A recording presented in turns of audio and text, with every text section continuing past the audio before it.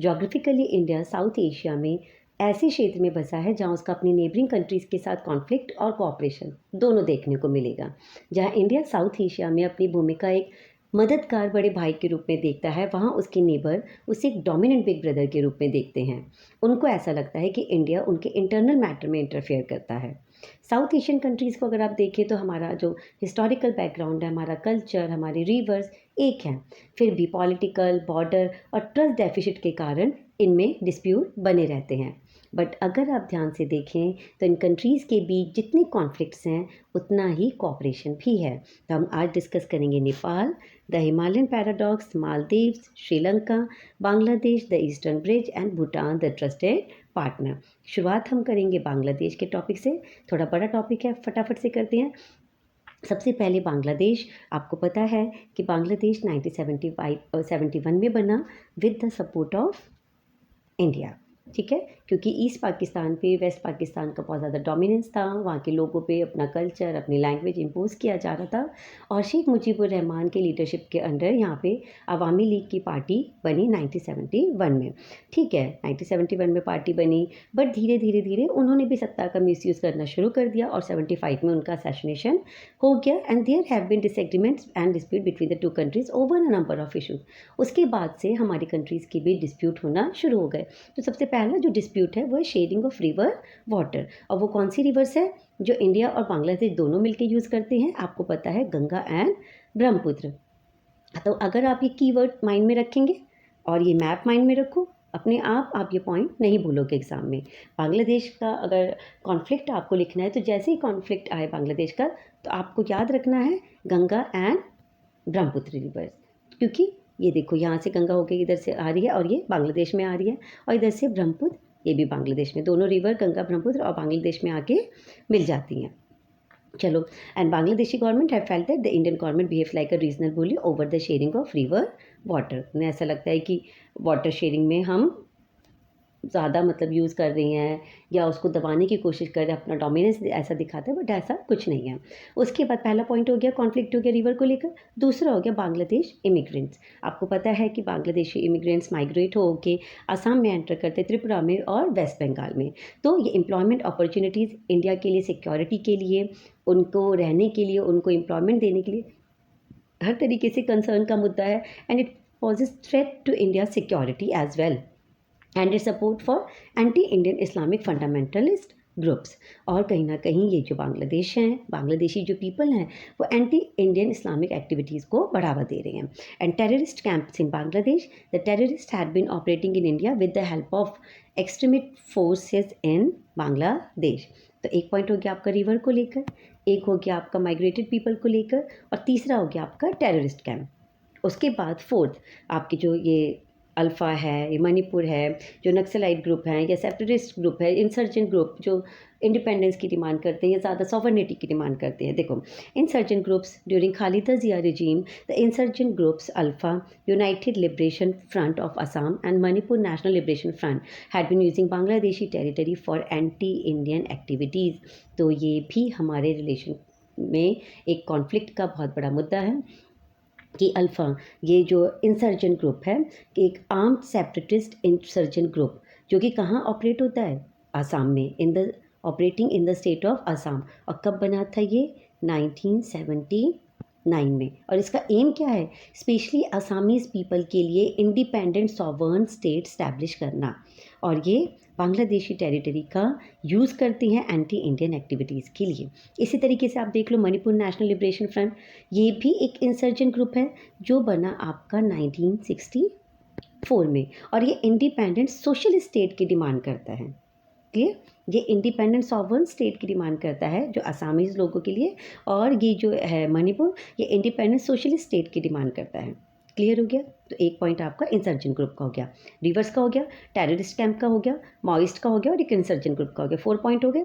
उसके बाद an unfair advantage of trade. एक पॉइंट आप ट्रेड का बता देंगे कि ट्रेड को लेकर भी लगता है कि इंडिया और बांग्लादेश के बीच जो भी ट्रेड हो रहा है उससे ज़्यादा बेनिफिट इंडियन गवर्नमेंट को हो रहा है एज़ कंपैरिजन बांग्लादेश गवर्नमेंट को। उसके बाद बांग्लादेशी गवर्नमेंट को ये भी लगता है कि Bangladesh encouraging rebellion in the Chittagong hill tracts trying to extract its natural gas and being unfair in trade, जैसे कि जो चिटगांव हिल ट्रैक्स है, इंडियन गवर्नमेंट वहाँ पे बॉयलर्स को भड़का रही है, उसके लिए दिल्ली से उनको सपोर्ट मिलता है। बट हमारी इंडियन गवर्नमेंट ये जो भी एलिगेशंस है उनको झूठा और बेसलेस बताती है। क्लियर? तो ये सारे 5-6 जो भी कॉन्फ्लिक्ट हैं वो आप बताएंगे। उसके बाद इन ऐसा तो नहीं कि सिर्फ कॉन्फ्लिक्टिंग है, कोऑपरेट ऑन मैनी इश्यूज। सबसे पहला कि economic relation have improve considerably in the last 10 years, ये बता देंगे आप। उसके बाद Bangladesh is a part of India's look east policy that wants to link up with south east Asia via Myanmar. उसके बाद the look east policy will now be known as act east policy. क्यों? क्योंकि अब India चाहता है कि जो south Asian countries के साथ है, हम उनके साथ अपने इकोनॉमिक और स्ट्रेटेजिक जो टाइज़ हैं उनको और ज़्यादा स्ट्रेंथन करें। South Asian countries that would possibly act as a counterweight to the influence of China in the region, और जिससे फिर चाइना का भी इन्फ्लुएंस कम होगा साउथ एशियन कंट्रीज़ में। डिज़ास्टर मैनेजमेंट की बात करें, एनवायरनमेंट इशू की बात करें, तो दोनों कंट्रीज़ एक दूसरे को पूरा पूरा कॉपरेट कर रही हैं।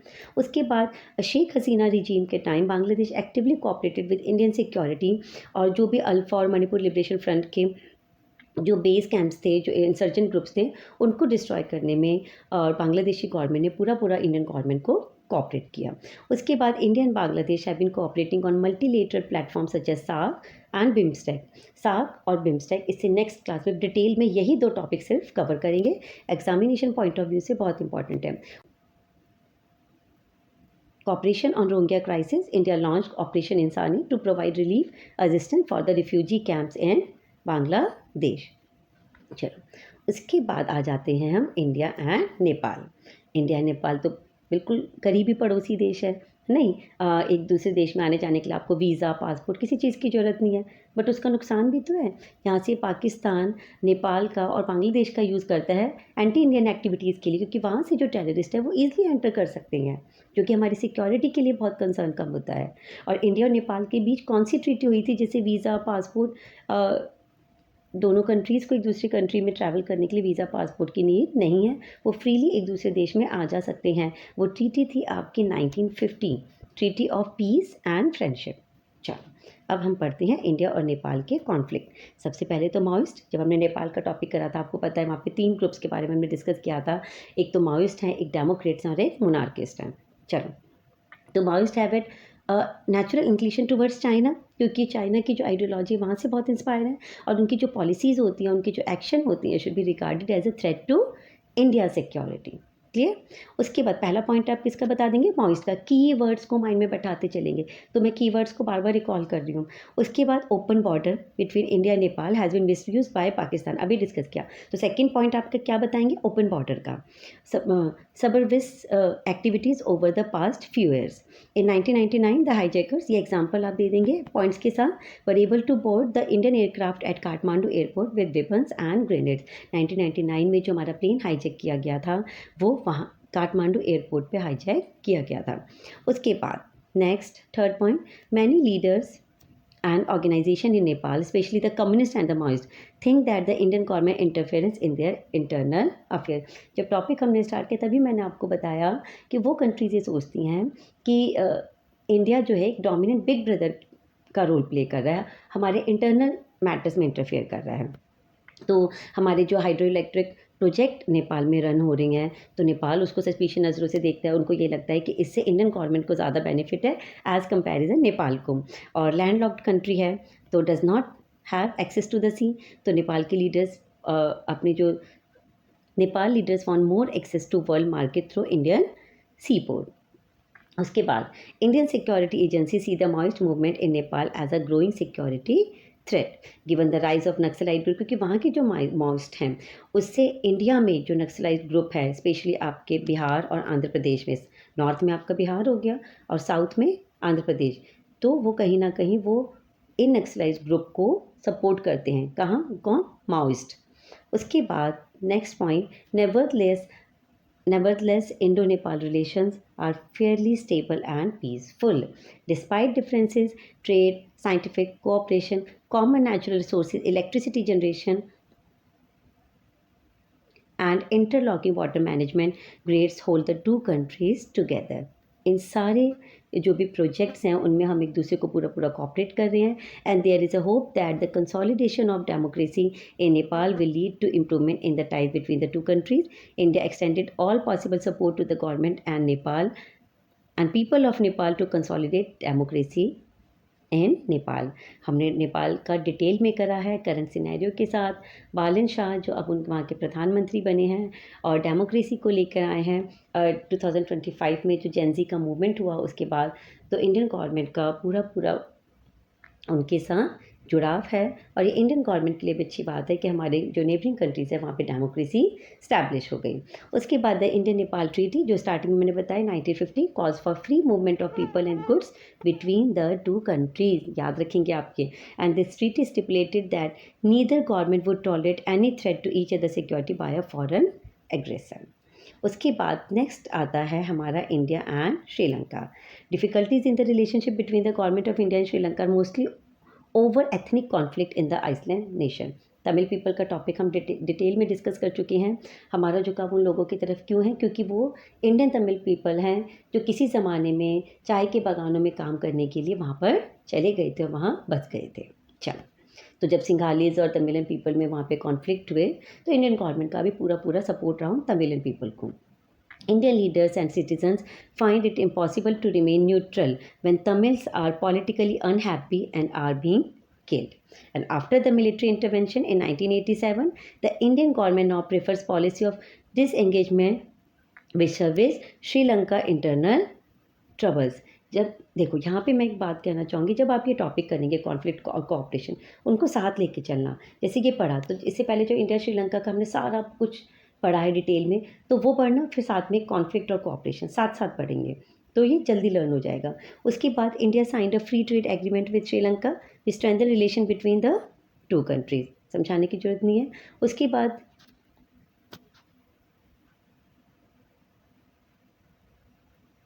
India's help in post-tsunami reconstruction in Sri Lanka has also brought the two countries closer.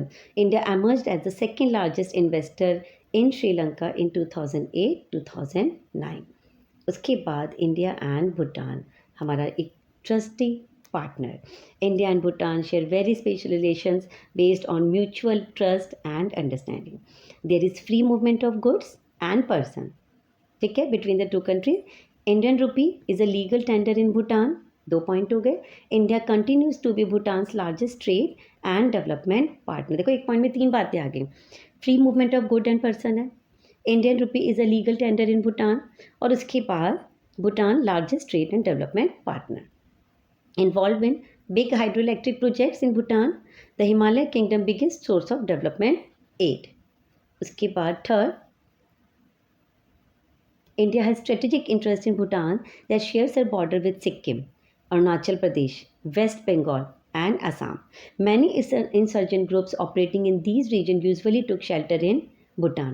But in December 2003, Bhutanese army destroyed the insurgent base camp in Bhutan. Very, very important answer. ठीक है, कि जो भी insurgent group है, देखो भूटान, सिक्किम, अरुणाचल प्रदेश, इधर waste Bengal, इधर असम से जुड़ा हुआ है, तो भूटान एक ट्रस्टी पार्टनर की तरह, एक ट्रस्टफुल पार्टनर की तरह अपना रोल प्ले कर रहा है. And prime minister Modi coined a new term that found immense attracting among Bhutanese, B for B, Bharat for Bhutan and vice versa, Bhutan for Bharat. Very important point. तो आप ये लाइन ज़रूर ऐड करिएगा अपने आंसर में. ये देखिए, इधर देखो, द बी फॉर बी पैराटिक, Bharat for Bhutan and vice versa, Bhutan for Bharat. Deep economic integration, the security dividend and infrastructure codependency, mutual trust की बात करती है. उसके बाद India has stepped up the development support for Bhutan under their 13th five-year plan 2024 to 29 and also supports Bhutan's economic stimulus program. तो 13th five-year plan और 2024 से 2029 तक, ये आप ये पॉइंट भी ज़रूर मेंशन करेंगे, ये भी बहुत इंपॉर्टेंट पॉइंट है. उसके बाद आ जाता है हमारा India and Maldives. Maldives oceanic security guarantor and the economic partner. तो मॉडर्न बायलैटरल इंटीग्रेशन पे ध्यान देते हैं. Economic pillars, sustain contributions to island infrastructure, tourism development and fisheries expansion. Current diplomacy की बात करें तो intensified high level political exchanges highlighted by foreign minister Abdulla Khalil visit and the signing of 13 memorandum of understanding to implement vital projects under Indian grant assistance. चलो NCERT में क्या लिखा है? India ties with Maldives remain warm and cordial. November 1988, some Tamil missionaries from Sri Lanka attacked the Maldives. The Indian Air Force and Navy reacted quickly to the Maldives request to help stop the invasion. And India has also contributed towards the island economic development, tourism, and fisheries. Important point.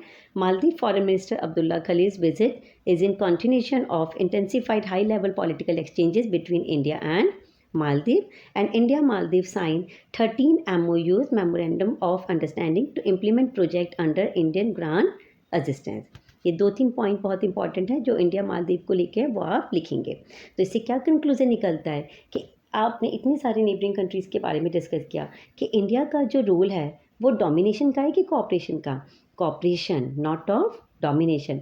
Neighbouring countries ऐसा perception देख के चलती हैं कि India as a dominant role play कर रहा है, but the reality of cooperative stabilisation. India's neighbor often thought that India tried to dominate and interfere in the internal affairs of the neighboring countries. India size, her military strength, उसका economic resources regarded with suspicion by some of her small neighboring countries. No doubt military strength ज़्यादा है, economic resources ज़्यादा हैं, तो जो smaller neighbouring countries है वो suspicious नज़रों से इंडिया को देखते हैं कि हम डोमिनेट रोल प्ले कर रहे हैं. बट ये रॉन्ग इम्प्रेशन है. India's endeavour has been to improve to promote peace, prosperity and political stability in South Asia. जो भी हमारी नेबरिंग कंट्रीज है वहाँ पे पीस हो, प्रॉस्पेरिटी हो, पॉलिटिकल स्टेबिलिटी हो. And India shares a common destiny with her neighbours. She never took any punitive action against smaller countries of the region. Overall has been purely advisory. उसका जो भी role होता है as a big brother, as a helping hand होता है, ना कि dominance role होता है, as a advisory role play करता है.